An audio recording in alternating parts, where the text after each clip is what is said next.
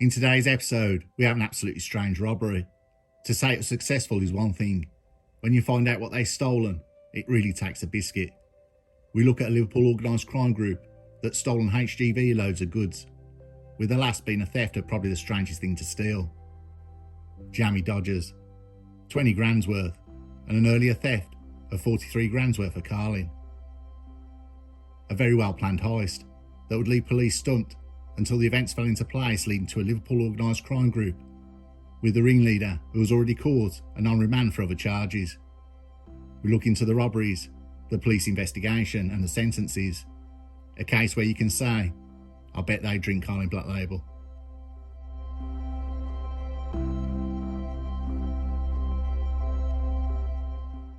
We go back to May 2015. In the early hours, Anthony Edgerton and Paul Price were part of an organised crime group from Liverpool. The group was ran by Anthony Edgerton. Paul Price, a member of the gang, was out with Edgerton scouting for vehicles. He spotted the perfect one for an upcoming job. He had clocked a Network Rail crew van parked in a railway station car park. After doing several drive-bys, making sure there was no one about, they broke into and stole the van. The next day they drove the Network Rail van with false plates to Kent and into the countryside, pulling up outside a cattle farm. There they waited for the coast to be clear. At the entrance of the farm was what the two had been looking for, a semi-trailer truck. The two men jumped over to a field and slowly ran up to the truck. It was then hotwired and stolen. With the two in the lorry cab, they drove out of the farm. Anthony Edgerton then got out further up the road. The gang then drove in convoy and went to a lorry depot where they were met by other crew members. The five men used bolt cutters and opened the main gates to the depot. They then used bolt cutters on the locks to unhitch trailers, and after going through several containers, they hit it big. The lorry container contents were cases of Carling. Just a note to those who are unaware, Carling dropped the Black Label part of their name in 1997, though it's still used in some places in Europe. The crew then drove the truck cab in, hitched the articulated trailer containing the cases of Carling to the cab, and drove the lorry out the compound, in convoy with the Network Rail van. The lorry was then driven away and unloaded. Police never recovered the lorry cab, trailer or cargo. The lorry cab and trailer would be stored by the crew to be used for the next job.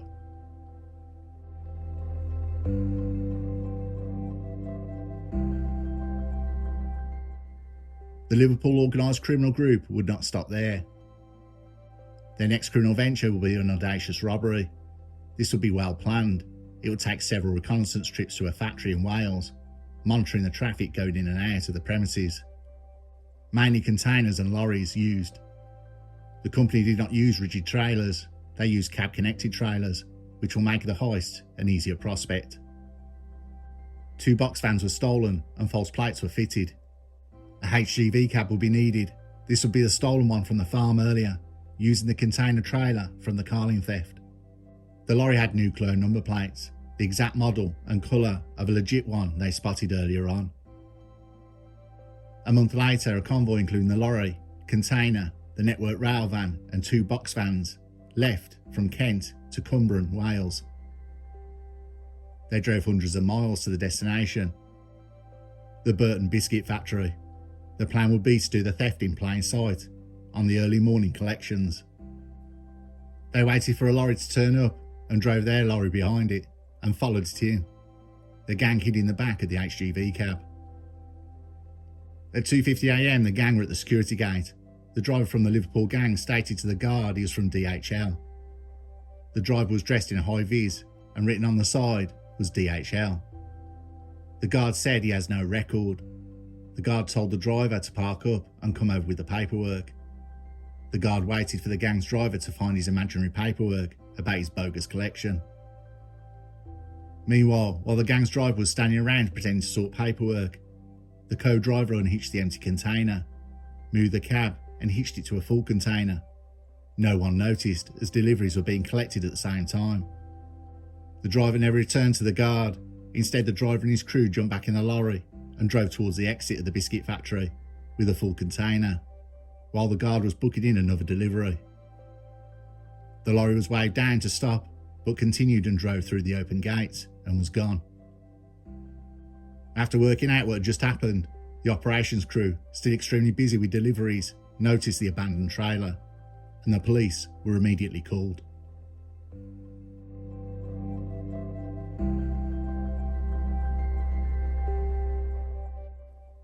It'd be a very strange robbery. Who steals a lorry load of biscuits? This wasn't a chance opportunity either. It was extremely well planned. After the police were notified, they started following CCTV through the factory's cameras and traffic cameras. It was discovered earlier on that the plates to the lorry were cloned after contacting the legit owner of the real plates. The lorry cab will be discovered in a lay-by by motorway police just off the M62, with the lorry container. It was empty. The lorry container serial numbers revealed it was stolen with cargo at Carlin a month before. The theft hit the news, and as you can imagine, there was fantastic headlines, but with no story. It just ran into a paragraph. Police used CCTV and automatic number plate recognition cameras to follow their route. Despite the gang using clone plates, the CCTV from the factory had captured perfectly one of the gang members, and police released an appeal to find him. Police have now identified a suspect who they want to speak to. Gwent Police said, "We're appealing for information to locate 37-year-old Paul Michael Price from the Liverpool area, who would like to speak to following the theft of a trailer containing approximately £20,000 worth of biscuits from the Burton's Food Limited in Wales." A picture of Price has been circulated. He's known to have links in the Merseyside and Stoke areas. The production value of the biscuits was £12,400, but the retail value was just over £20,000. Gwent Police undertook a thorough inquiry, and officers liaised with other forces, including Merseyside and British Transport Police. 2 box vans with false plates were also tracked after the dumping of the lorry and the container. The crew not changing the clone plates of the network rail van had led police to identify more accomplices. Anthony Edgerton was identified as the key member and ringleader.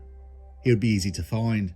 Several months after the factory robbery, Anthony Edgerton was already on remand for another theft. He was questioned, and he wasn't talking. Police intel already had a sheet of known accomplices. In a series of arrests, Anthony Edgerton was charged with 2 thefts. His crew, Kieran Price, Stephen Burrows, Aaron Walsh, and later Paul Price were arrested and remanded into custody. With overwhelming CCTV evidence and phone GPS, they all pled guilty to the 2 thefts. Anthony Edgerton, when he was recharged, stated his home address of HMP Prison Alt Course. The network rail crew bus had paperwork and number plates in it when it was recovered after being dumped.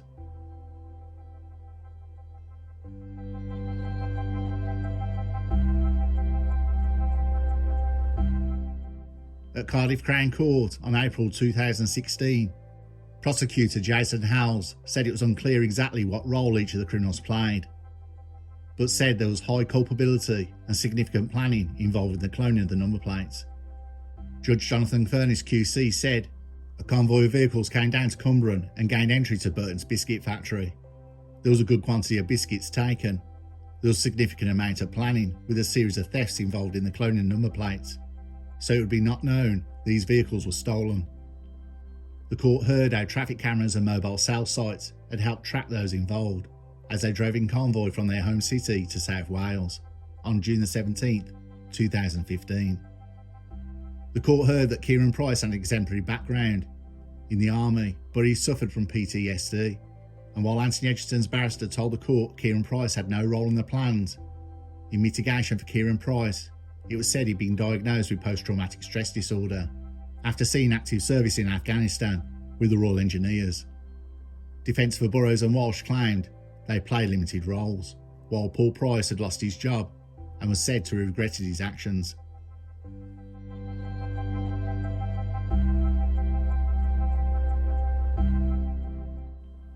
Anthony Edgerton, 35 years old, was already on remand at HPM Alt Course, Liverpool. He pleaded guilty to 4 theft-related charges, handling stolen goods and driving while disqualified. He was handed a 44-month jail term, as well as a 3-year driving ban. Anthony Edgerton shouted to the judge, "Sweet, thanks Your Honour, that'll be lovely."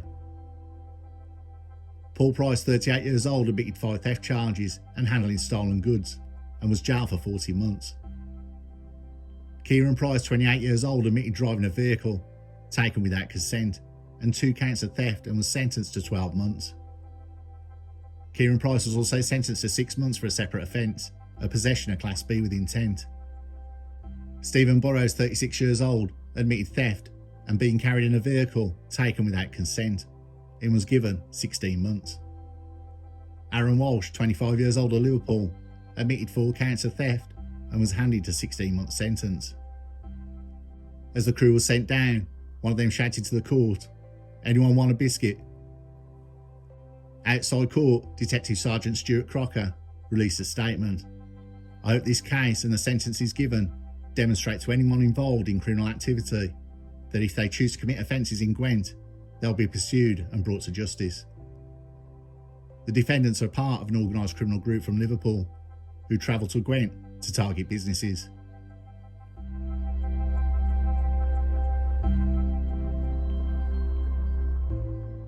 Stephen Burrows, after his release, he would not be out for long after committing an aggravated burglary armed with a screwdriver on July 2nd, 2017 at 8 Towers Public House in Widnes. At 10:50 p.m, Stephen Burrows, who was wearing a dark clothing and a balaclava, used a ladder to access the first floor office at a pub. He stole a quantity of cash and armed himself with a screwdriver before exiting the building. But while in the pub, he had clocked a safe.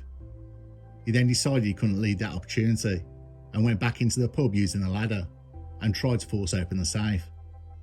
He was spotted by a member of staff. He threatened the staff member with a screwdriver and demanded that he hand over all the money from the till and forced him to open the safe.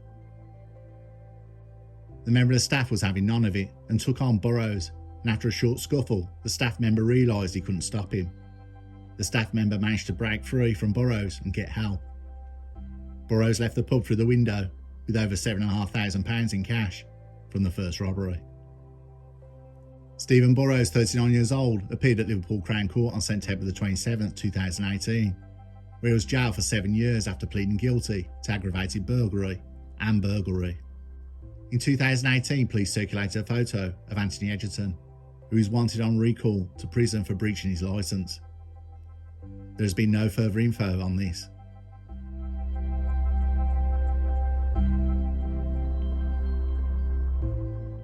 What a strange one. I must admit, where the hell do you get rid of a lorry load of JAMMIE Dodgers?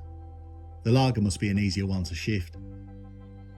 The planning that went into this and the front driving into the factory depot is off the charts.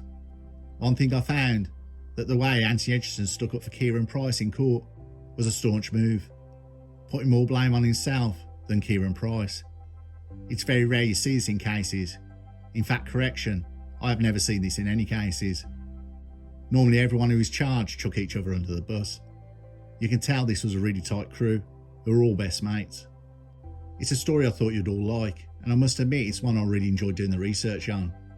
I had a hunch after the short sentences and the age of the crime that they'd go back to what they know best, boosting cargo. But no, nothing. The only new conviction was Stephen Burrows, who has most likely been released now. It's very rare you have crews like this. The only one I can think of is dome robber Ray Betson, a London armed robber who built his reputation and fortune from nicking, well, everything. But you know, I'd like to leave you with a thought. The gang were caught with the fake plates they put on their vehicles. Police were able to pinpoint, yes, you guessed it, the phone GPS with the fake plates. Even though these were burner phones, wherever you take them, that location's going to show. Oh, and the biggest mystery, the Colin and the JAMMIE Dodgers, to this day, have never been recovered. Someone out there really likes JAMMIE Dodgers.